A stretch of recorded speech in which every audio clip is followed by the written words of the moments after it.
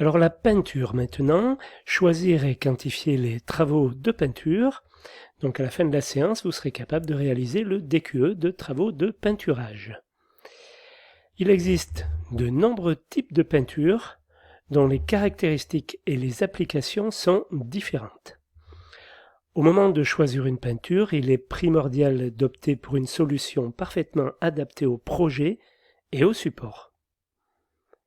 Il existe des types de peintures variées que l'on peut catégoriser en fonction de la matière à peindre, peinture à bois, pour verre, pour fer, etc. La finition souhaitée, brillante, mate, satinée, fluorescente. Leur composition, peinture acrylique, peinture glycéro, peinture époxy. La manière d'appliquer, au pistolet, au rouleau, à la bombe de peinture, etc.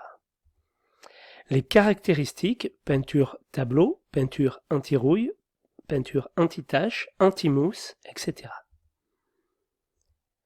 On peut également distinguer les peintures par leurs usages, par exemple sous la forme de sous-couches.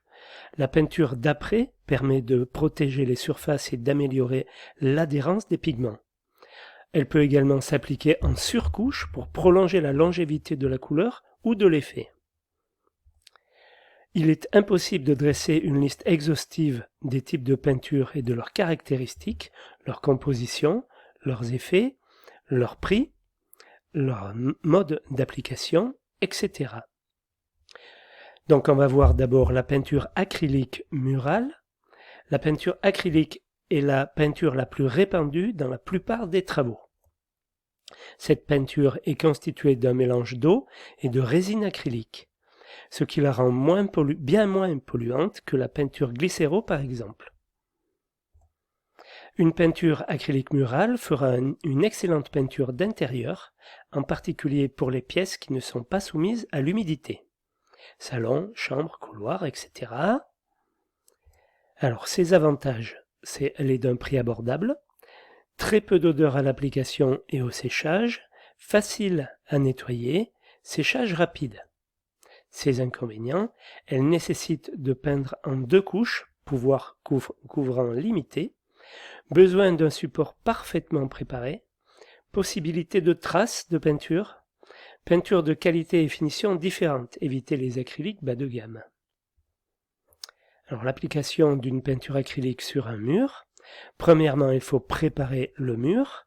Pour peindre un mur à l'acrylique, il faut commencer par bien nettoyer le mur.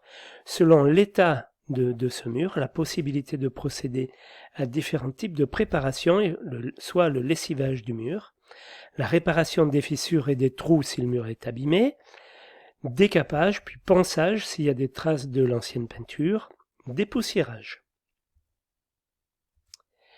Deuxièmement, l'application de la sous-couche. Sauf si le mur est neuf et non poreux, il sera recommandé d'appliquer une sous-couche murale en premier lieu. Cette dernière va faciliter l'adhérence de la peinture acrylique sur le mur, pour obtenir une peinture bien couvrante. On pensera tout précisément à utiliser une sous-couche quand on a acheté une peinture acrylique murale de qualité moyenne. L'effet de la sous-couche permettra d'éviter d'avoir à peindre 3 couches ou plus. L'application de la peinture acrylique sur mur, après avoir laissé sécher la sous-couche, une nuit environ, commencez à peindre le mur. L'application d'une peinture acrylique murale se fait généralement en 2 couches, même pour les peintures vendues comme monocouches. Si après la première couche, le résultat n'est pas satisfaisant, laissez sécher une nuit de plus et peindre une seconde couche. Croisez les passes pour éviter de laisser des traces.